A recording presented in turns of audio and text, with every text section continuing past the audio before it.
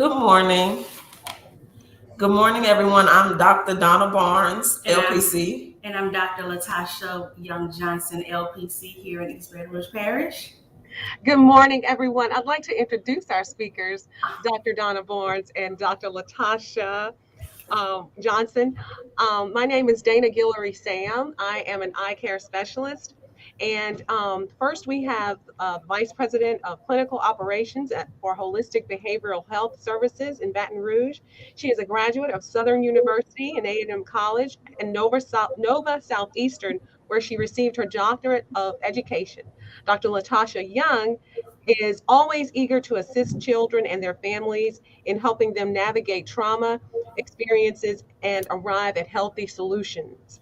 Our second speaker is Dr. Donna Barnes. She is an author and motivational speaker and mental health business owner. She is a graduate of Southern University and A&M College, where she received a master's in clinical mental health counseling, and she attended Nova Southeastern University, where she received a doctorate of education. May I present to you Dr. Latasha Johnson and Dr. Donna Barnes. Please refer to the eye care website for additional bio information. And I'd like to introduce my coworker, Ms. Jennifer DeGrease. She will be monitoring the chat, so make sure you put in any questions you may have. Right. Thank you for that introduction. We are excited to be here. Today, we will be presenting on the topic of the dark side of social media. So I'm going to share the PowerPoint with you all.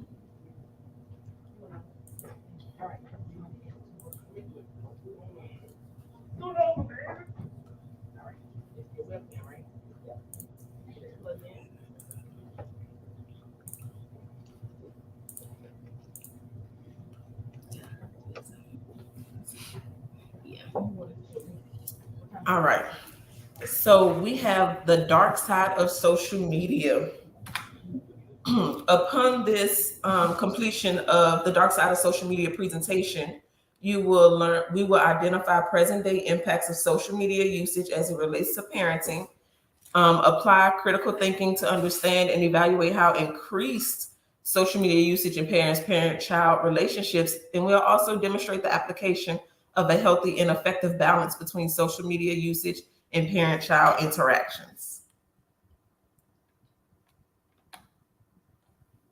We also ask that when we have a Q&A at the end of the presentation, so you could put your questions in the chat and we'll definitely try to answer them at the end of the presentation. Thank you.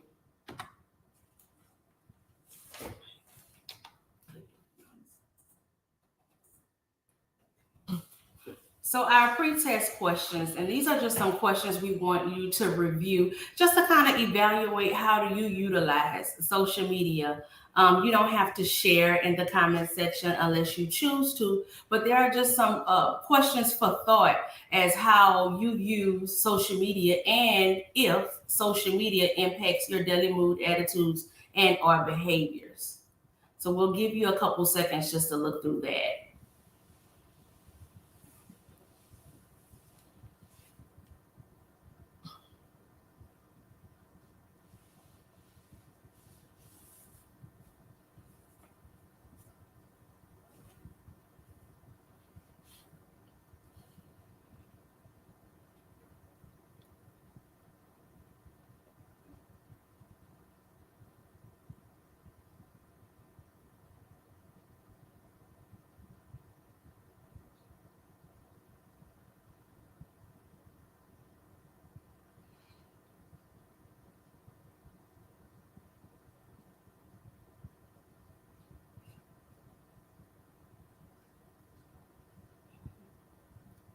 All right. So it's important for us to recognize and bring awareness to this topic because social media does again have an impact on how we have relationships with our children. It is important for us to recognize as parents our role in our children's lives. We play a pivotal role in shaping a child's behavior, belief, character, and future. By doing so, I want you to envision yourself being the potter and your child being the clay. and you're just molding that child. But how are we molding that child if we're on social media, if we're on our cell phones? Our children need our attention. Our children need our interaction. Our children need our nurturing. But we cannot provide that if we're always on our cellular device or on social media. So we want to make sure that we have awareness of the role we play in our child's life.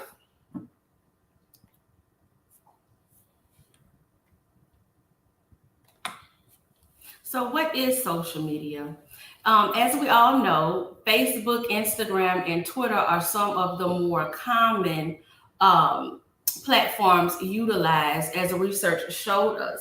But there's also YouTube, there's also Snapchat, Pinterest, and LinkedIn. The interesting fact about social media is that it has evolved, and each platform has so many different purposes. While there are some advantages of utilizing social media, one of the biggest disadvantages is that the negative impact it has on parent-child interactions. It has often been stated to be physically present does not mean you're emotionally present. So when we have a child who comes into the home and the first thing he sees is his parent on social media all day, that raises up a red flag for that child. Dr. Barnes and I are clinicians here in East Baton Rouge Parish, as you guys heard before, and we kind of staffed a few cases as it related to parent-child interactions being negatively impacted by the parents' increased use of social media. And one of the cases I had was I was trying to get the child to communicate his feelings to his mom, and his response was, she don't care, all she care about is being on Facebook all day. Another instance was where a client initially in the session tried to explain to the parent how they're not emotionally available, and the parent's response was an exclaimed one, and the parent was like, you know what, at least I'm here. You know, it was a point in time where I didn't see my parents every night. At least you get to lay eyes on me every day. But that does not mean that that parent is emotionally available to the child. In fact, it sends a message to the child that something else is more important.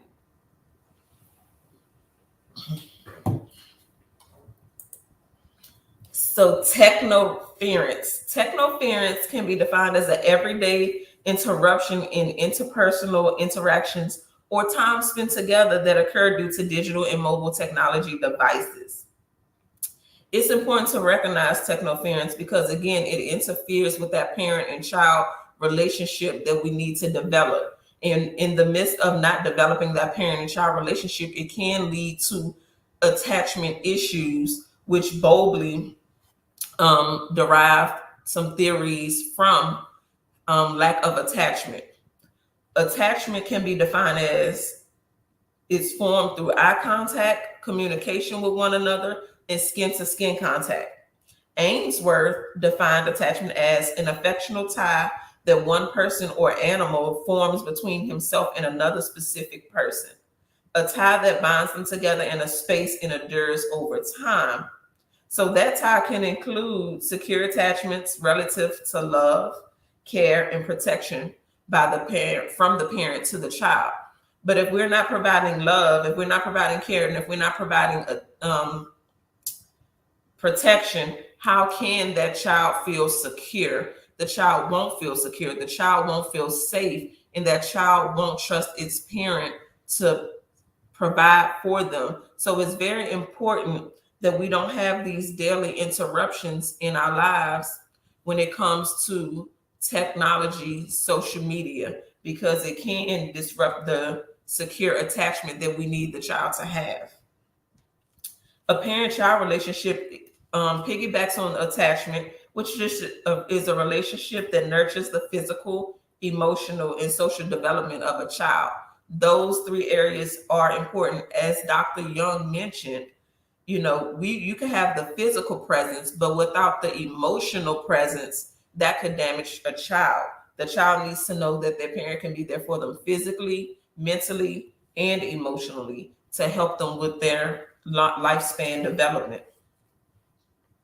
Right, and just to kind of piggyback off of what Dr. Barnes mentioned, and we'll go through it as we continue in the presentation, but that emotional unavailability often leads to mental health issues in children.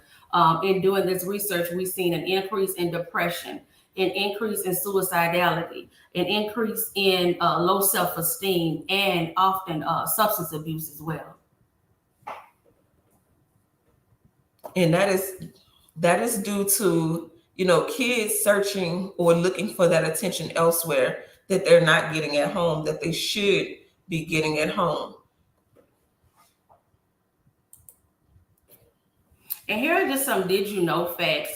In the research, I came across some statistics from Pew Research Center.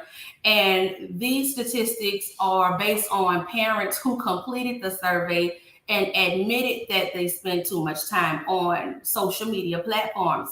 But the thing that's interesting is that we have a lot of parents who did not take the survey. And so we can kind of see where the numbers are just a little bit off because of that population that has not attested to utilizing social media platforms at an increased rate. And I'll give you a second to kind of go through that. Another interesting fact was that if you look at the Twitter at the bottom, I don't know if you guys can see it right here, but it shows that parents use Twitter more than mothers and fathers separately. I thought it would be mothers who utilize Twitter more, but especially with looking at the above stats, but yes.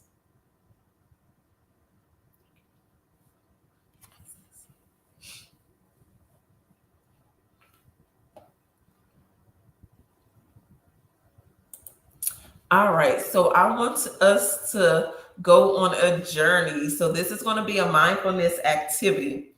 If y'all can, I want y'all to close your eyes for me. And I want y'all to go to this place. I'm going to ask a few questions. And I want y'all to just envision yourself in this place or being in this moment. So the two questions I'm going to ask, if you have your eyes closed, how many of us engage in conversations and the other person is on their cellular device or on social media? I want you to get in that moment. Go back to that moment.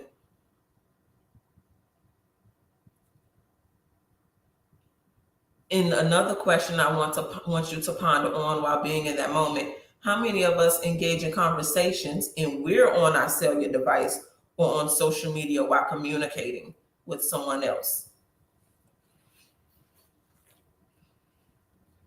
I want you to see yourself in that moment because that's going to be a pivotal shift in our presentation. See yourself in that moment, be in that moment, be present in that moment.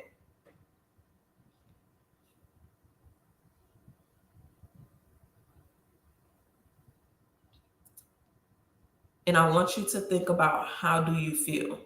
Or how did it make you feel being in that moment? How did it make you feel with someone else engaging in conversation with you, but you're on your cellular device or you're on social media? How did it feel trying to open up to somebody, but they're on their social media or their cellular device? Did it leave you feeling unheard? Did it leave you feeling ignored?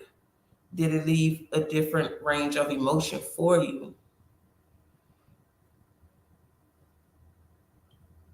Try to really be in that moment because I want us to picture how our children feel.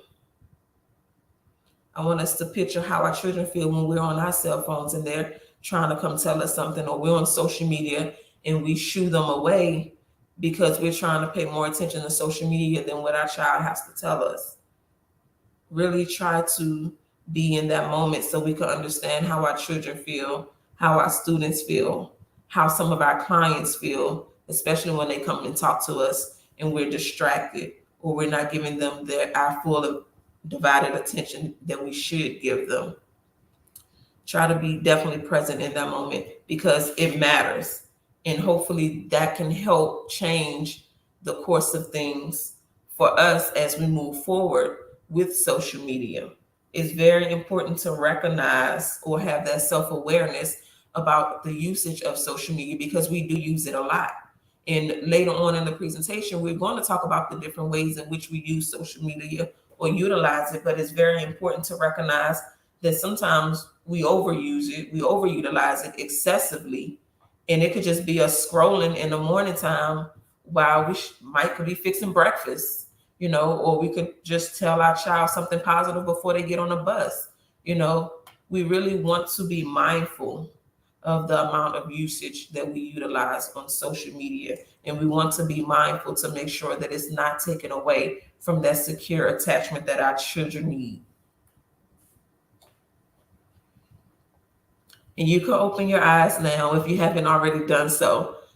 But again, we want to just be mindful. And that's why I wanted to do that exercise, just so we could get in that space to go back to see how we feel. And then we can imagine how somebody else feel in that moment. Kind of putting yourself in the other person's shoes. Yeah.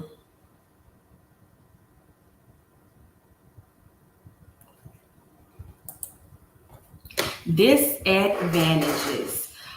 So this was very interesting because we all know, especially if you're an avid social media user, a social media platform user, but there are a lot of disadvantages to overutilizing social media platforms. The number one thing that Dr. Barnes and I kind of mentioned already is just the emotional unavailableness. It lacks emotional connection.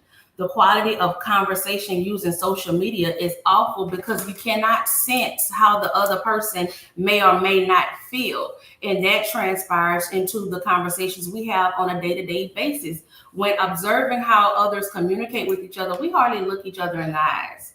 We don't have meaningful conversations, or like Dr. Barnes said, in the mindfulness activity, most times when we're talking to someone, they may pick up their phone if it vibrates. And I mean, it's instantaneously. Dr. Barnes and I can be having a conversation, and if her phone dings, she immediately puts her head down, but she's listening, but she's not emotionally present. So she may not see that I'm fighting back tears because she's in her phone trying to do two things at once, possibly.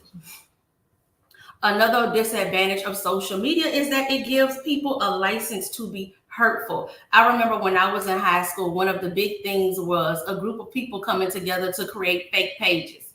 And in creating fake social media pages, you were able to say whatever and however to whoever, and they don't know who it's coming from. Now, because I'm from a small town, eventually people were able to put two and two together, but most times it's not like that.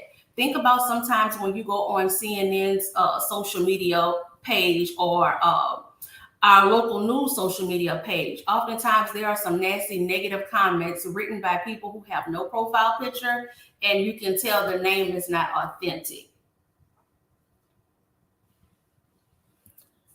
It is, as Dr. Johnson mentioned, there are several disadvantages to utilization of social media. It's very imperative to note that these disadvantages really can cause harm, not only to ourselves, but to our children and those others involved. Right, because it decreases that face-to-face communication, as I mentioned before. And so in our kids watching that and we're shaping them, then they go on to being emotionally unavailable, which transcends to when it comes time for them to get into a relationship. It's difficult to have a meaningful relationship if you're emotionally unavailable. And like we always say, things are taught first and foremost at home. So it also creates a skewed image of one's self. Now, we all know most people on social media, they do not post the ugly. They don't post the bad. You post a perfect image of what you're going through. But that kind of sends a message to the kid that you have to be perfect. And so when they go through imperfections, because that's life, they may not respond to it in the manner that they should, or in a healthy manner, which we'll discuss a little bit later, because they're used to masking. And that's a big thing with social media usage. We want to look glamorous. We want to look, as if everything's is peachy and we have beautiful rainbows behind every cloud, but it's not the case all the time. And she mentioned something good. social media gives us a false reality, right? Now think about those pictures that you see, on social media. Like she said, everybody wants to be glamorous. People only post the good. We rarely see people post the bad. That's not realistic. That's a false reality that they're living in. But by them posting their false reality and we observing their false reality, we develop false perceptions based on their false reality. So it's very, very, very important just to be aware or familiar with social media in its intention, because in its intention may be good. However, the outcome or our perception from what we perceive from it is not always good, because then we could get to comparing ourselves. And once we comparing ourselves to a false reality, we creating a false reality in our mind, trying to get what they have, and that's not even the real thing. So we definitely have to look at it from that standpoint as well, because that's a disadvantage. We're not seeing the full picture. We only seeing what they are showing us, what they're letting us in on, which leads me to privacy can be a disadvantage. I know if you post things on the internet, then of course you don't want any privacy, but sometimes some people just post it just for support. So what happens when you post something for support but you don't receive the support that you need from the post? That can lead to anxiety. That can lead to depression when you think about it, because you become anxious. It's not getting the likes, or people are not commenting the way that you feel that they should comment. So you start becoming very anxious about it, or depressed, or maybe even changing your content to match up something that some people would like, so you could get the few likes or the few comments. It's very important to recognize these areas. One article I read talked about how a disadvantage of the utilization of social media can lead to poor discipline patterns. And it was very intriguing because I never really considered that. But if you're on social media scrolling, or you're just looking or doing what you're doing for hours on the phone, it says your parenting is more like physical punishment. We're threatening the children. We have negative consequences that we're imposing on the kids, rather than talking to them, rather than seeing what's going on, rather than seeing what's the reason for their behavior, or respecting the child's autonomy. So it brings on those type of challenges within the household, because we're not being in tune. It goes back to that emotional presence. We're not being in tune with our child. Sometimes it's not even our child. It could be other outside factors, but it's affecting our child and they're coming to us, but yet we can't recognize that because we're excessively utilizing social media. Our time is somewhere else, which leads me, another disadvantage is distracted parents.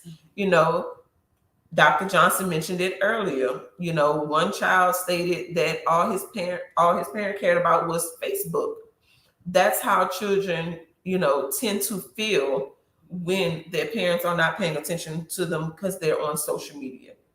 And if a child feel like their parent is distracted, why would they want to come to you and talk to you about their day, or about what's going on at school, or even if they're getting bullied or something? Why would they come and talk to you about it when they already know that you cannot fulfill their needs and desires because you're always doing something else, or you're always on social media?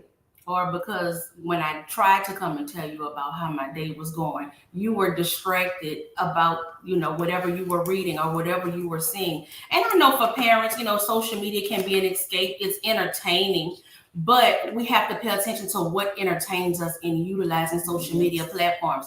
Our kids pick up on what we say, but they also pick up on what they observe. What are we giving attention to? And so for most children, because all children require some level of attention from their parents, if this is what gets your attention, then maybe I should engage in the same behavior so that I can get your attention too. And then it goes from me wanting my parents' attention to me trying to get connect with other people and get their attention as well. And that's one of the things I recognize too when working with some clients. Some clients will rather negative attention than positive attention. They don't even see the difference in it. To them, it's just attention. I'm getting attention. So they get in trouble at school. They get put out of school. They talk back. They have temper tantrums and things like that because they want that attention from that parent. And again, they don't care what they do to get that attention from that parent as long as they're getting that attention. So it's also important to be mindful that the excessive use of social media can affect children. It can lead to separation anxiety. It can lead to their resistance of you disciplining them. It can lead to temper tantrums that they throw. So it doesn't just affect us. It affects the children too. In the article that I read, it also mentioned that kids express 3 popular times in which they feel hurt by their parents because their parents are on social media and not paying attention to them. And it's usually during mealtime, during pickup after school, or extracurricular activities. Have you ever been to your child's basketball game or extracurricular activity, and instead of you paying attention to what they're doing, you on your cell phone or you on social media scrolling, or even sometimes taking a picture? You're taking a picture to create that memory, but it's also taken away from your physical presence there, which is more important to them than that picture going to mean. So it's just important to, again, recognize those things, because if they recognize it, they're going to go elsewhere looking for that attention, and it might not be the attention that they need to seek. So we want to make sure that we're giving our children the attention that they need. I want y'all to think about this. How many of us, and I'm guilty of it myself, so doing this presentation is helping me a lot so I know how to move forward. But how many of us eat dinner, but we're on our cell phones or we have our electronic device at the table with us? That's something to think about. Are we on our cell phones that constantly that we even have to have it at the dinner table? Or even as adults, how would you feel if it's date night, right? And you're going out on a date with your significant other, but while you're talking to them, they're on their cell phone. Mm-hmm. You can kind of imagine how that would make a child feel. Yeah. We're going to definitely feel unheard. Like, you're not paying attention to me, mm-hmm. So we definitely do have to pay attention to that. So maybe moving forward, we won't have no cell phones at the dinner table. So that way we won't be distracted, but we're into that child's day. Mm-hmm. I always ask, the first question I ask anyone of my clients is, how are you feeling? Okay. And I think it's important to see how somebody is feeling so you can see where they are at. So I ask how they feeling. I don't accept good, all right, fair, okay, great, because those aren't feeling words. And I think that's important for some children too, because some children just want somebody to care, to ask them. And if they say good or great, expound on that. Mm-hmm. What is that? What does that look like? Engage. That's engaging in conversation rather than just nipping in the bud at, okay, he said he good, well, I'm going back to scrolling, or I'm going back to my cellular device. I'm going back to talk to my girlfriend or, my home girl. We want to make sure that we're engaging and not just having rehearsed conversation. And that was a good point. Because I know if a client comes in, I said, well, how was your day today? And they may say good. My response is, really? Well, why it was good and not great? And sometimes clients look like, it just was a good day. Okay, well, tell me about your good day. What made it good? What happened today to make you say, today was a good day? That's engaging, and you will be surprised at how many people don't have meaningful, engaging conversations. It's abnormal to them in today's time. And that's one thing I do with my son. I ask him, I say, what you learned at school? Because you go to school to learn, so you have to learn something. And sometimes he say nothing, and then I follow up. Well, you had to learn something. So even if it's just one little thing, what did you learn? Because you ain't go to school and learn nothing. For 8 hours. So it's that engagement. They need that engagement, because if they know that you're going to engage with them, they're going to know that they can't just tell you any old thing and you're going to be okay with it. Y'all going to develop that secure attachment, that secure bond, to where they feel like they could trust you and you want to be involved. Kids can feel when a parent wants to be involved and when a parent doesn't want to be bothered. So it's very important. I also do want to mention that a disadvantage of excessive social media is an authoritarian parenting style, which I found intriguing because I didn't even know the utilization of social media had to do with parenting styles, but it does. So it helps develop an authoritarian parenting style, which is the parenting style we do not want. So authoritarian parenting style involves strict parenting with little regard to the child's feelings. So a person operating in an authoritarian parenting style is more focused on obedience, discipline, and control rather than on nurturing their child. So again, that leads to poor discipline patterns because basically your word doesn't mean anything to me. I'm going off of this. This is what I see. I'm going to discipline you, and that's what it is, without letting that child explain what is going on. And that can present a disconnection. That definitely can present a disconnection. So we don't want that disconnection there. So it's definitely important that we recognize there's multiple disadvantages of excessive use of social media, and not just for parents. Denise Contreras reports that social media can also impact children, because if a child excessively use social media, that can lead them to isolating, that can lead to them becoming aggressive, that can lead to them spending less time outside, and that also puts them at risk for cyberbullying because they're on social media a lot, which we do see a problem with now in our day and time with our kids, because all they know is Snapchat, TikTok, the game systems. Yes. So even though they're a form of entertainment for them, that increased utilization of it can have some negative associations as well. And I think sometimes we just give our kids that iPad or that tablet because sometimes we have stuff that we have to get out the way and we don't want them to disturb us, but we have to also think about the problem that it can create in the future. Yes. Mm-hmm. So advantages, we don't want you guys to feel that we're advocating for you to just get rid of your social media platforms. That's not it at all. And we felt, even though it's this topic is the dark side of social media, we feel necessary to discuss that there are some advantages. It's not to use it, but how you use it per se. So one of the advantages is, of course, connectivity.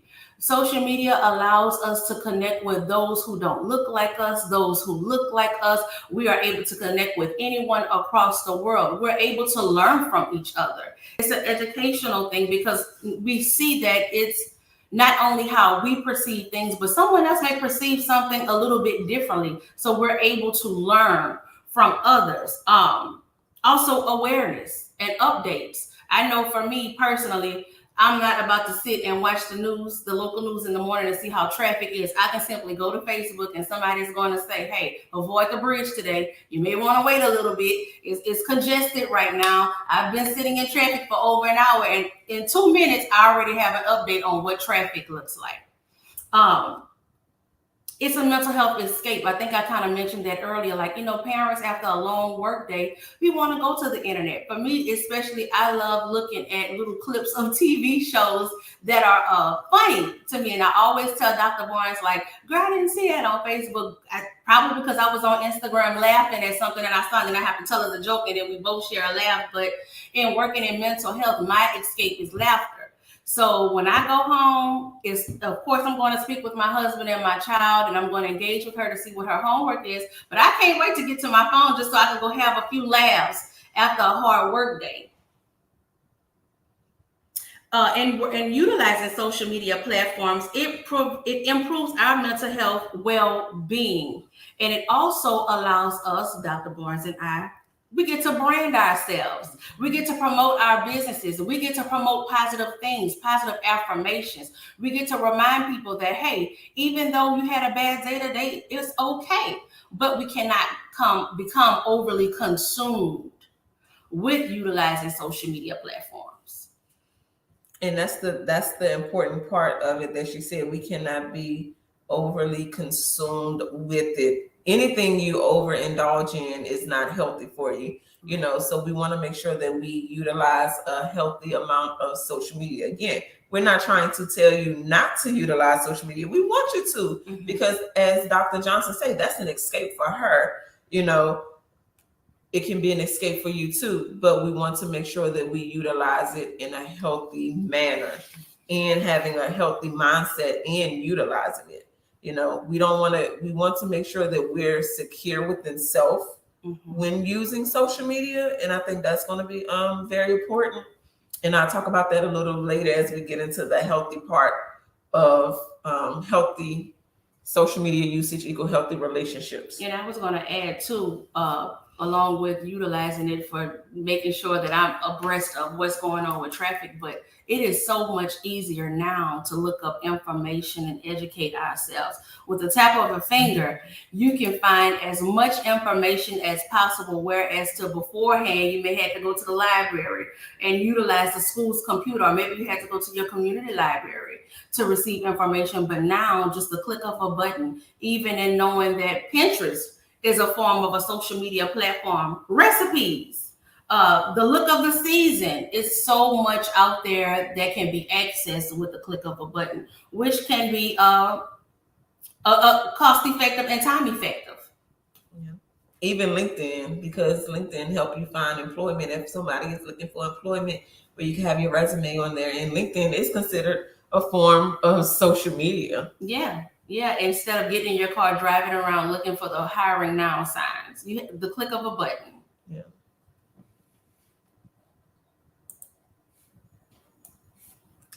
So healthy living, which is utilizing social media in a healthy way. As I mentioned, when utilizing social media, we want to make sure that we're secure within ourselves. Because if we're not secure within ourselves, then it's going to develop some insecurities within us, and we're going to compare ourselves, and we're going to want the life the other half. But remember, that's a false reality that they post. So we want to make sure that we have some type of security within self. And the most important part is utilizing social media as entertainment rather than as a fix all to your problems or like a need. You don't want social media to be a need or a necessity. So with that being said, discipline is key. We have to have discipline with anything. We have to have discipline. We discipline our kids, whether it's time out or whatever, but we discipline them. So we need discipline as adults as well. And we have to have discipline when it comes to social media. We need balance and boundaries. Definitely, we need balance and boundaries. We have to set up some boundaries and have that balance with social media so we won't excessively be on it. We're not excessively on it. For instance, if you're at work 8 hours of the day. Now, we're supposed to technically be working those 8 hours of the day, not scrolling on social media. But if you get a little break here and there, a 5-minute scroll is not going to hurt you, okay? When we get home, we want to give our family some time, you know, so we don't want to scroll. What I do sometimes is I have a focus button on my iPhone. I have a focus button on the iPhone, and the focus button allows me to set a time for which my phone will not ring. And if my phone don't ring, I'm not looking at my phone. So that can also help you establish the balance and the boundaries. Having that focus time, whether it's to read, whether it's to help your child with homework, whether it's just to engage in a conversation with them, that can help. But we need to set something in place to where we have limitations to social media. We don't want to be indulged in it at work, at home, while we're at the red light, you know. But those are times at a red light we can hurry up and scroll and then put that phone back down because we don't want to drive and be on social media, you know. So we could put that phone back down, but that gives us a little break to have that mental release and have our social media time. Also, like we can fast from social media. We just have to really know, again, when to take a step back. So breaks are healthy. Breaks are definitely healthy. If you compare a break to the break in your car. The break in your car allows you to stop when you need to stop, right? Mm-hmm. So compare a social media break to the break in your car. We have to know when to stop so we don't run into the back of anybody else. So we need to know when to stop utilizing social media so it doesn't run into the other areas of our lifestyle. Mm-hmm. Okay. And if when completing those pre-test questions, if you got to the end and you realize, hey, I think it may be difficult for me to fast from my social, it may be time for you to fast from your social media. And doing those pre-test questions, it showed just about how much time you spend utilizing social media. I know with the iPhone, it shows you your screen time. Mm-hmm. Now, if you're giving more to your screen time than you are to your kids, that's a red flag. That's a red flag, and it's unhealthy. Mm-hmm. And another way you can take a break from it is by deleting the app. You know, you can always go back to the app store to get the app back when you're ready, when you're disciplined, but just temporarily delete it. You know, it's not going to hurt you. Out of sight, out of mind, Mm-hmm. type thing. You know, that's what we're going to have to tell ourselves in order to get to a place to where we're not overindulging in it. If we're waking up scrolling on social media, I'm guilty of that. Yes. That's sometimes the first thing I check on my phone. Yes. In the morning time.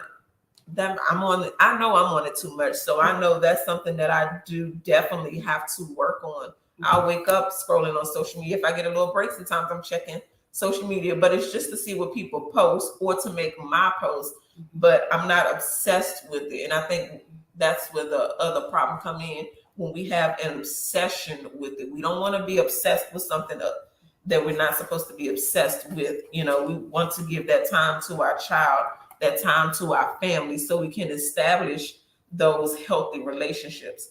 Again, we don't want our children to seek attention elsewhere. We don't want our children to feel unloved. We don't want them to feel unheard. We don't want them to feel ignored or like they don't matter, because they do matter. Yes. So we want to make sure that we don't just tell them that they matter, but we demonstrate and we model that they matter by our behavior. Because what we demonstrate, remember, we're the potter, they're the clay. Remember, we are molding them. So we're molding them based on the behaviors that we do. Mm-hmm. And that's important to recognize the behaviors that we do. Sometimes it's a hard pill to swallow, and that's okay. That's okay to be a hard pill to swallow, but I'd rather swallow that hard pill and recognize it so I can make the necessary changes. And remember, we grow in discomfort. Yeah. That's what builds character, being in discomfort. I remember when we were getting our doctorate degree, Dr. Barnes wanted to fast from social media, so she deleted her app. I didn't delete mine, but one thing I did do, and I didn't delete it because I just like research. I want to see exactly how obsessed I am with it. So every time I would get the urge to look at the phone or look at Facebook or Instagram, I made a little note of it. And sometimes I was able to catch myself, but sometimes I was not. The times I was able to catch myself, it was amazing to see how effortlessly it is just to click the blue app. Like with no hesitation, it's not a thought. It's just me going to my phone and clicking the blue app. You don't realize how much of a habit it is until you step back to evaluate it. Mm-hmm. Mm-hmm. So again, the intention of social media can be good, but then we could twist those intentions when we overindulge in social media. So again, we're not telling you to quit it. We're just telling you to limit it so you can produce healthy relationships with your children. Yes. So action changes things. Moving forward, what will you do differently? And this is like the post question that leads to our Q&A segment of our presentation. We want to know, what will you do differently? Do you need to make some changes? If you need to make some changes, what are they? What are you planning to do moving forward? You have to put some accountability into play. Absolutely. And like the ACT thing say, action changes things. We have to act upon what we say we're going to do. It's one thing to know something. So now we have the information. It's one thing to know, but it's another thing to apply what we know. So we do want to make sure we do something differently. Even if it's just one thing, it's still doing something different and not staying the same. Right. And that's part of mental health. making sure that we're our best self. And we can't become our best self staying stagnant where we are. We have to do something different. Right. Make the change. Yeah. Okay, and I believe that brings us to our Q&A. We're going to stop sharing our screen, and we look forward to hearing from each of you if possible. In answering your questions. Yes, we want to hear how was this. It was eye-opening for us, but we want to know. We're interested in knowing how was it for you.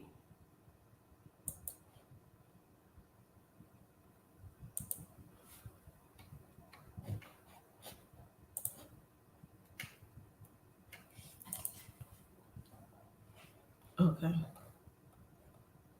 Yes. Yes, we can add that. We do have a reference slide, and we can share those in the chat. And I think I saw where it is going to be on YouTube as well, but we will share our references.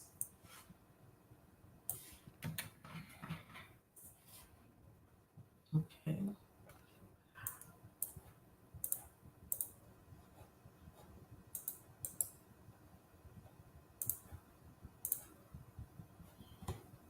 All right.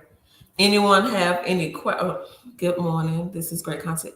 Children, people in general crave people to see and hear them. So doing conversations, give eye contact. That is very important, Miss Sullivan. It's very important because we do want our children to know that we are listening to them and that we are understanding them. Absolutely, I like that. I like the idea of using the focus feature for important times. Yeah. I also use the do not disturb. I love the do not disturb feature, Miss Teresa.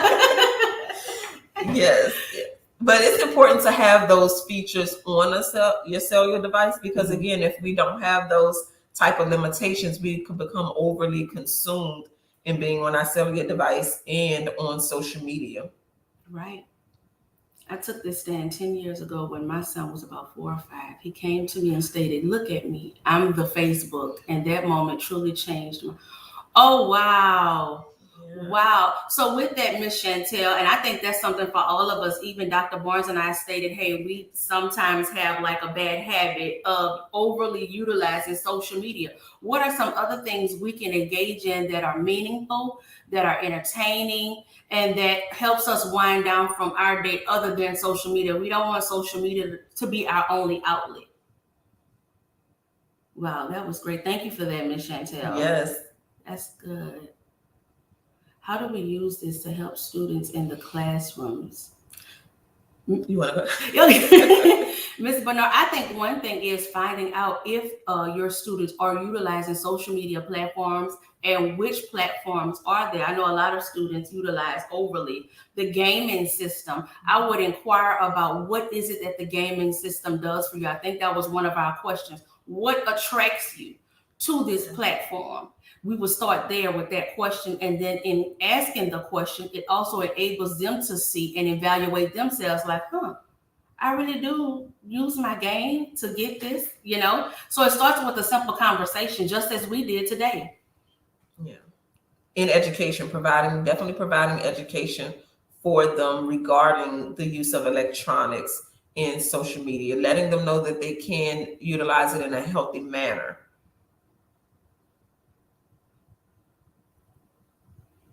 Do you believe that the decrease of social media will decrease cyberbullying? I believe it can assist. Yeah. I definitely believe it can assist, but I think it's going to take more than the decrease of social media to decrease cyberbullying. I think that goes back to parenting as well, because some children do what they see their parent do.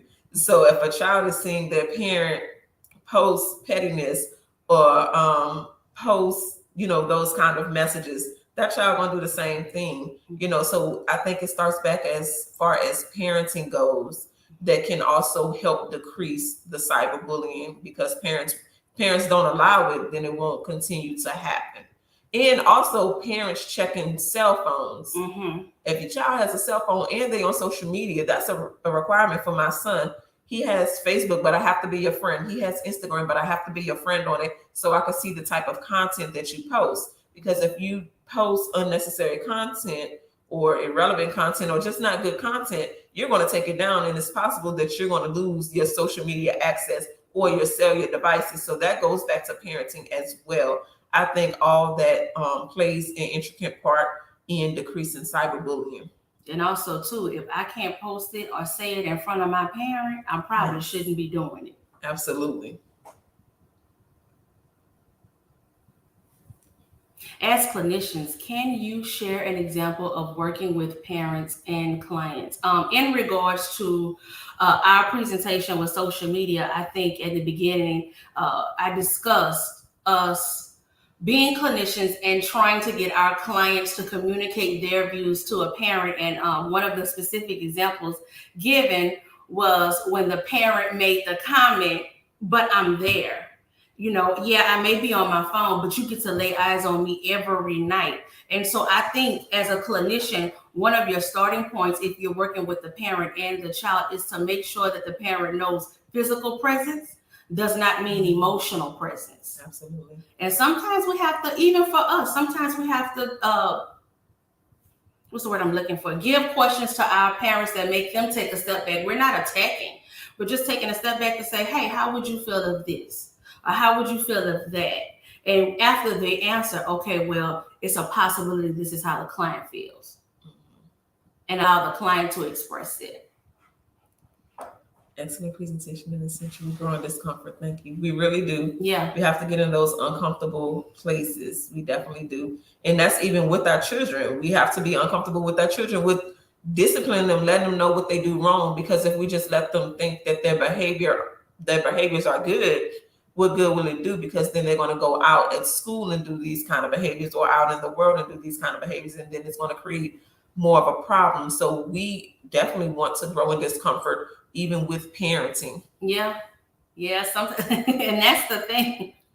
When you're a parent and you think you have it all together, and it's like, hold up, I still have that lesson to learn. But that's the beautiful thing about life. You are going to learn until the day you close your eyes. Yep. Each day we're learning something. Don't take offense to it. Walk in it, and it enables you to do better next time. Hello, where can we find the pretest? We should be able to post those questions into the chat, as well as we did the references. It has made me think about how I can work with parents to help with discipline and begin to have conversations about social media. I think a parent night or forum at our school would be helpful. It definitely can, Miss Vanessa. It definitely can. And I think that's the big part. I think we have to provide that education. Our kids go to school and receive 8 hours of education, but what are we as parents receiving? You know, we have daily tasks. You know, we go to work every day. We come home. We have to tend to our kids and our family. But I think us as parents too definitely needs education, because when we know better, we do better. But we can't do better without the information. Right. I just discussed the topic of social media to my 3rd and 5th grade students last week. So you already started, Ms. Crockett. Yes. That's beautiful. It's very important. Sometimes we lose focus on what matters most. Yes. We just have to regroup and apply these skills so our kids will get what they need at home. And absolutely, and that's where they sometimes seek that attention, because they have that, what is it that they have? They have that connection to the outside world more than they have that connection to their home life. So it's very important that we have that bond and that healthy relationship within the house before it goes out elsewhere, because once they start seeking attention from elsewhere, it's hard to reel that back in. Mm-hmm. It's hard to get them back in. That's how I believe, that's how gangs and all that was, developed. They had counterparts that they feel like they could relate to more than the parents at home. Sometimes I talk to my son about different things, and he'd be quick to say, well, that's your generation. No, it's all generations, because we're going to apply it here too. Right. So we have to continue to always teach our kids and be there for our kids to show them a different way. And my favorite go-to is nothing is new under the sun. It may be our generation, but it's going to come a time where in your generation, you're going to see the same thing. Absolutely. Wonderful topic. Thank you for your insight. Thank you, Kristen. Yes, thank you. Thank you, Miss Leslie. And I also think it's important to stress that there are other roads to success outside of social media. A lot of children want to be influencers, because they're lulled in. But that's good, Miss Absolutely. Davis. Absolutely. But that's why that's why our children need that secure attachment, so they could feel secure within themselves and they don't have to search for that security elsewhere. And educating them that they can be an influencer outside of social media as well. Yes. Good morning. This great content. Children, people in general crave people. Absolutely. Yes. And that is true. And we as parents have to make sure that we're not craving attention. Oh. Because that's what we model. And so true. Parents can be unrelatable. Transparency. Yes. I think transparency is needed anyway, whether it's social media, whether it's life, that's just like what we do with some of our clients. We sometimes self-disclose, but only for the benefit of that client, not to cause any harm, but for the benefit. And I think that's important too, because I think sometimes when people recognize something is a norm, but you experience it too, it makes them feel, extra special. Like, I'm not the only one going through this. Right. So letting that child know, like, hey, you're not the only one going through this. I've been through it too, or I'm here too, or I understand. So that transparency is definitely key. And it's supportive. Yes. Well, thank you, Dr. Johnson and Dr. Bournes. Your presentation was exceptional and much needed. So thank you so much for that. I want to remind everybody that there is an evaluation link. Make sure that you click on that evaluation link before and fill it out before 4:30 today. It ends at 4:30 today when the link will close. And within the next few weeks, you will be emailed your certification, your little certificate for it. So we just want to thank you again. It was wonderful. And we want to remind you that our next session starts at 9:30. Have a great day. Thank you. Thank you. Thank you for having us. Bye.